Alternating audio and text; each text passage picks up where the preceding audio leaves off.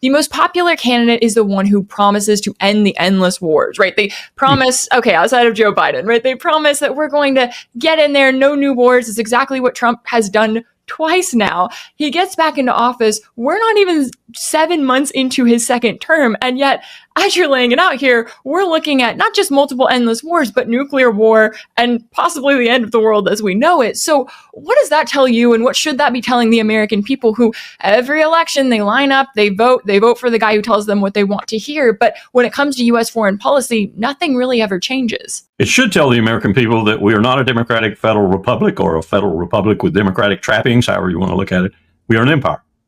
We are not run by an executive branch, a legislative branch, and a legal branch or judicial branch. What we're run by is a group of technocrats, billionaires, who live in Europe, who live in Russia, some of them, live in the United States, who have dual or triple citizenship, who lurk behind the power circles and orchestrate everything. Think Friedrich Merz, the new chancellor of Germany and former CEO of BlackRock. Thank you very much.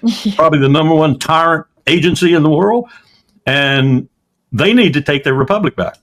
Or as Benjamin Franklin said, they haven't been tending their republic. And I'm not sure it's possible. I really am not sure it's possible. Even if you've got a substantial number of Americans understanding this, at least in its visceral form, and taking action, however that might be, ballot box or whatever, and it might turn out. Remember the Declaration of Independence and what it says? When you run into a situation that you can't cure in any other way but with force of arms, it might take a damn revolution. And, you know, revolutions have a tendency to come out worse than what was before. So I'd prefer not to see that. But we are not a democratic federal republic anymore. We are an empire. We do not listen to the people who live in the empire unless they are telling us what we want to hear. And we live for, you ready for this now?